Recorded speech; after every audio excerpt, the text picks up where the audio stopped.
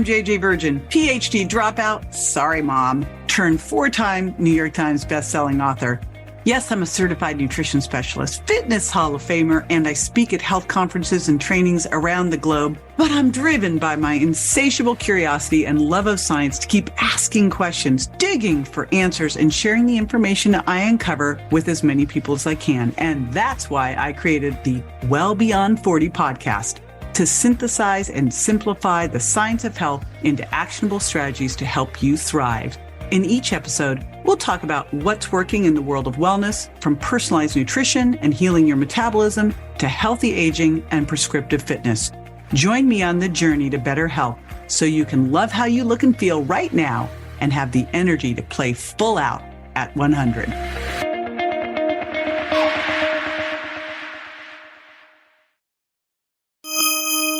My friend Dr. Gabrielle Lyon calls skeletal muscle the organ of longevity, and she is spot on.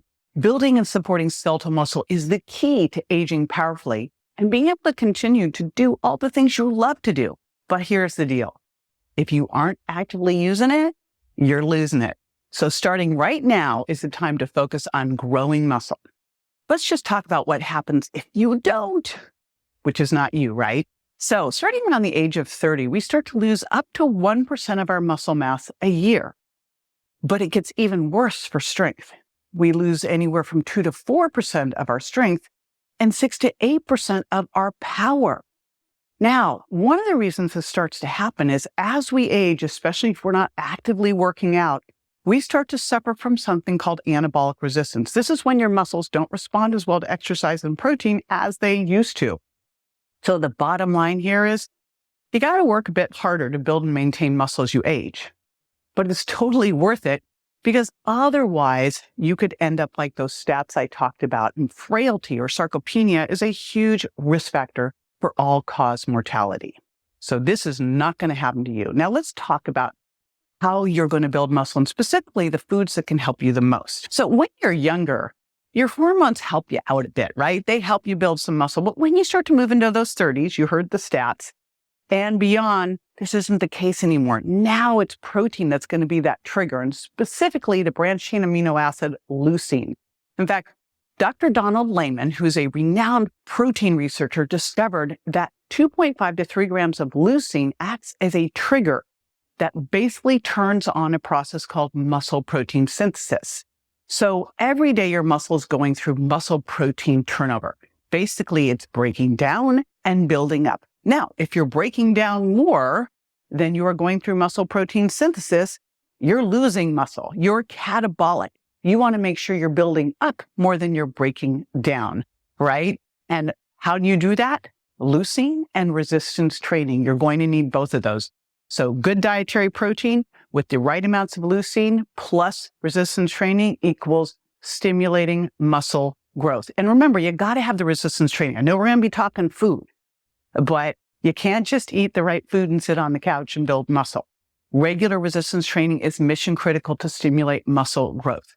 It's going to complement your protein intake because it creates a demand for amino acids to repair and build muscle tissue. Now, in order to build muscle, you got to do more than what your body's used to. You got to stress the body beyond what it's used to. Remember, it's progressive. So the body has to adapt.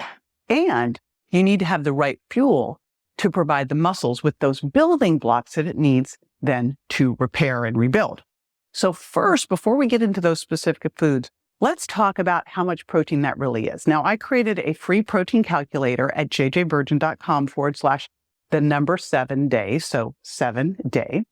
And you'll also get a free 7-day challenge. So you're going to see how easy it is to up your protein intake. And I always tell people, eat protein first. That way you make sure you get in what you need.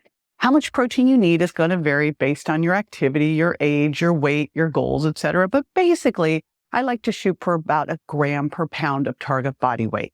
Here's the deal though. All protein is not created equal because of the balance of something called essential amino acids, these 9 different amino acids. And these amino acids vary based on the type of source. Plant sources tend to be low in some of these, like methionine. And that means if you're eating more of a plant-based diet, you're going to need more protein overall to get the right amounts of all the essential amino acids. And remember, we don't have a storage department for our amino acids. We can store carbs in our muscles as glycogen. We can store fat. I don't even have to explain that.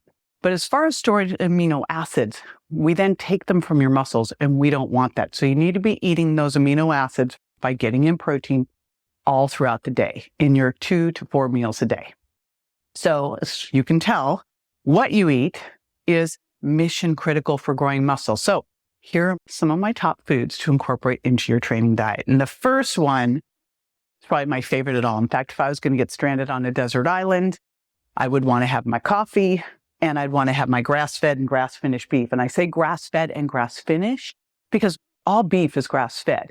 It's the grass-finished that makes the difference, right? So we got to make sure that you're getting both grass-fed, grass-finished. Now, when you are eating grass-fed, grass-finished beef, it's going to be lower in fat than regular beef is, although I still say go for the leaner cuts.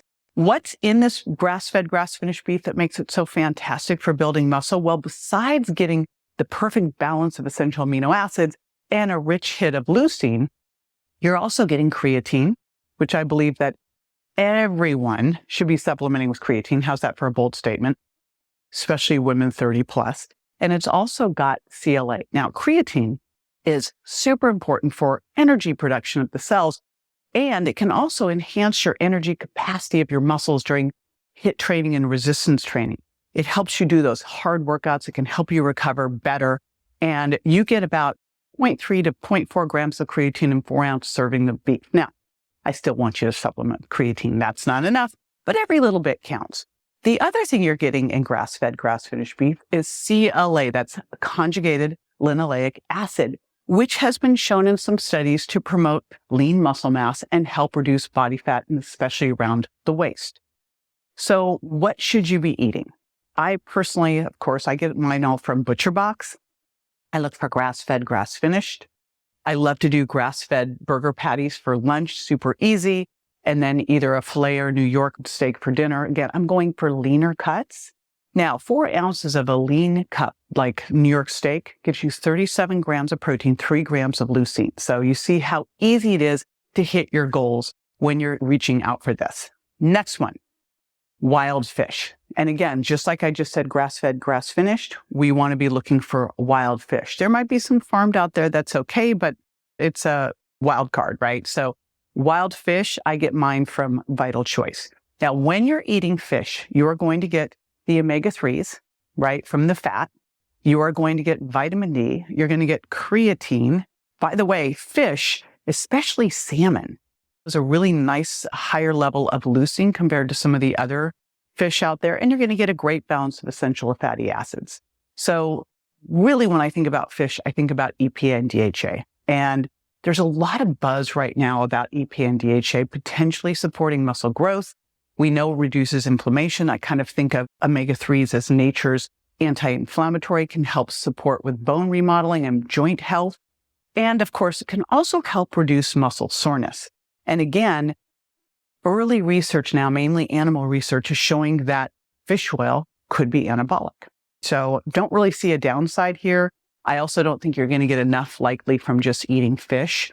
And so eat fish 2 to 3 times a week, and I supplement with 2 grams of fish oil every day.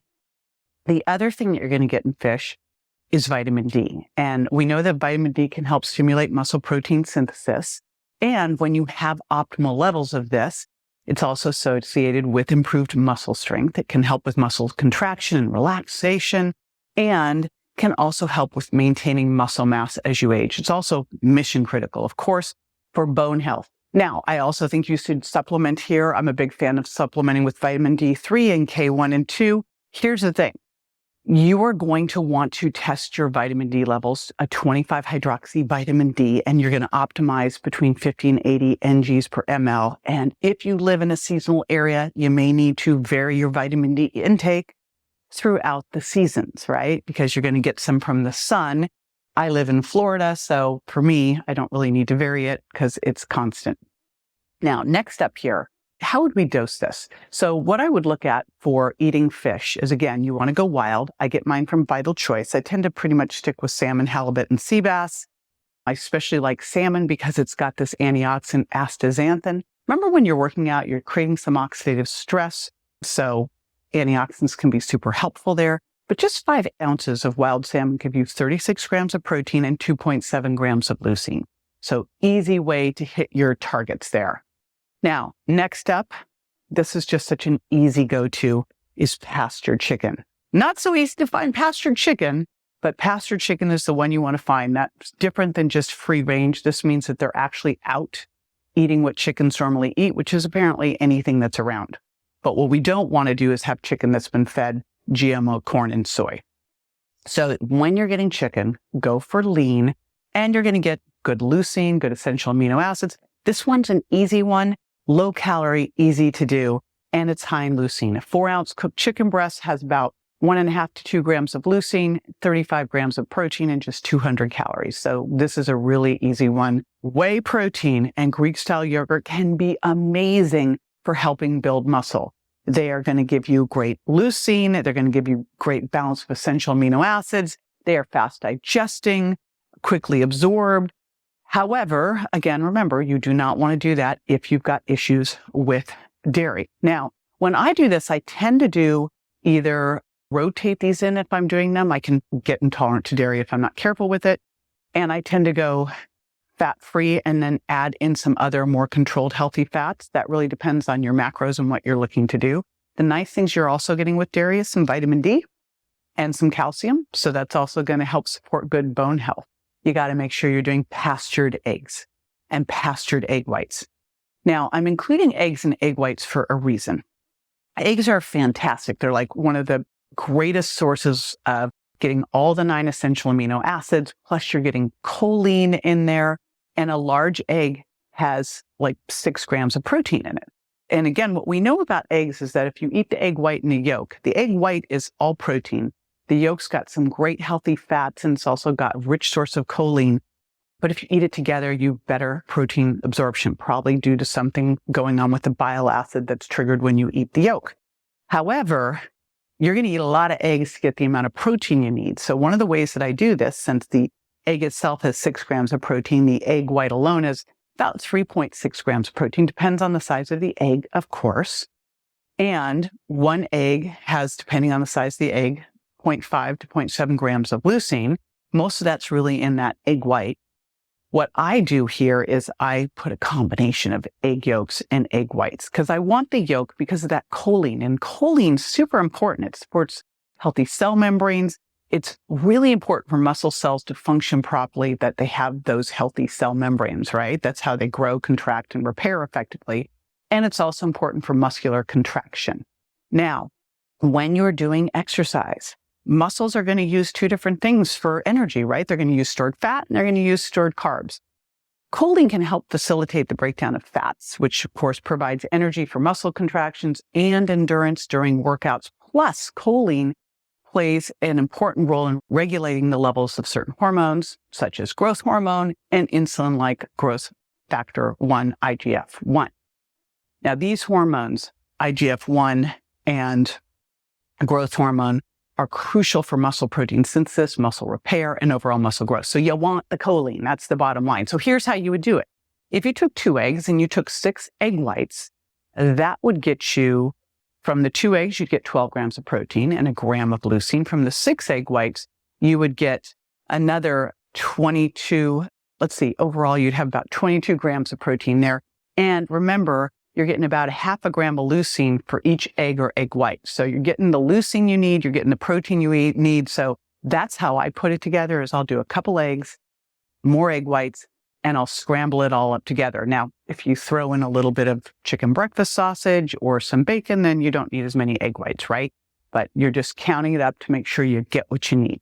Now, obviously, I'm focusing on protein here, and specifically animal protein that's going to be rich in leucine and well-balanced in the 9 essential amino acids. But I do want to do a shout out for carbs, because I think we tend to get really freaked out about carbs. And my rule with carbs is you don't want to fear them. You do want to earn them. You want to start with about a base of 100 grams of carbs a day, and then add more as you work out more. Carbohydrates, as you know, break down into glucose, and then your cells use that glucose as an energy source, right? When you work out, your body is going to take glycogen that's been stored in the muscle and use it as energy. Similarly, it can also do that with liver glycogen. So during exercise, we're going to get that glycogen out, going to give us that ready, fast fuel source. If you're doing hard workouts, short, high intensity activities, resistance training, HIIT training, glycogen is what is getting you through the workout, not fat. Glycogen is mission critical. And so you want to think of these muscles as your sugar sponge, that you work out hard. After the workout, now you've got room to put the muscle stores of carbohydrates back so they're ready for the next workout. And when you eat carbs, your blood sugar is going to go up, right? That's going to make your insulin get released from the pancreas. This is critical. I think we've gotten really freaked out about insulin, but insulin should come up and come down, right? Because when insulin comes up, it's going to help promote muscle growth. Insulin helps facilitate the uptake of amino acids, and you remember these are the building blocks of protein, into the muscle cells, which is going to help support muscle recovery and growth.